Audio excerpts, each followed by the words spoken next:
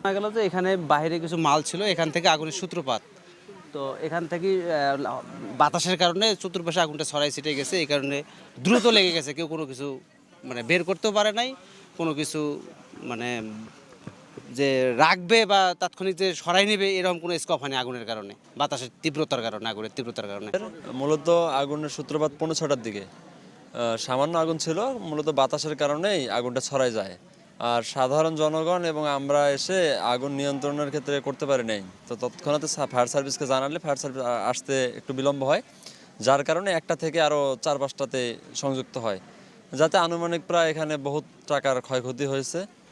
এখন আগুনটা লাগলো কিভাবে বা কেউ লাগালো কিনা বা এটা আমরা তো দেখি নাই, যেহেতু এটা বলা মুশকিল। আমরা তো গোডাউনে ছিলাম, দেখি আগুন উপর দিয়ে ধুমা বাড়াইতেছে। আমরা দৌড়ে গেছি সবাই, যা দেখি বাইরে কিছু মাল ছিল, ওখান থেকে আগুন শুরু। তারপর আমরা ফায়ার সার্ভিসে ফোন দিছি, পানির লাইনের ব্যবস্থা করছি, আমরা যথেষ্ট চেষ্টা করছি সবাই মিলে। ফায়ার সার্ভিস আসতে লেট করছে অনেক। সানশাইন আটা ময়দা সুজি, ভালোবাসায় তৈরি। আমরা আগুনের মেসেজটা পেয়েছি আমাদের নিকটস্থ ফায়ার স্টেশন, যেটা আমরা বলি ডিবিএল মিনি ফায়ার ব্রিগেড।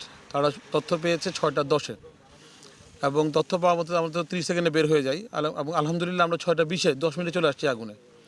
কিন্তু আসার আগে তো জুট গোডাউন দেখতে পাচ্ছেন, তো এটা আসার আগে আগুনটা ছড়ায় গিয়েছিল। এখানে কোনো নিকটস্থ প্রাকৃতিক কোনো পানির সোর্স পাওয়া যাচ্ছে না। লাকিলি একটা ছোট্ট ডোবা পেয়েছি আমরা, তো ছোট্ট ডোবায় আমরা পাম্প ফিট করে আমরা 3 দিক থেকে এই সাইড এবং পিছনের সাইড থেকে আমরা আলহামদুলিল্লাহ এটাকে কন্টেইন করতে পেরেছি। এইটা অ্যাকচুয়ালি তদন্ত সাপেক্ষে বলা যাবে। আমরা তো এখন আগুনে কাজ করছি, এখনও এটা শেষ করার পরে আমাদের লোকাল অফিসার যে আছে ইনচার্জ, সে এটার রিপোর্ট নিবে, তখন আমরা আগুনের কারণ তো তদন্ত সাপেক্ষে বলতে হবে এবং ক্ষয়ক্ষতি আমরা বলতে পারবো।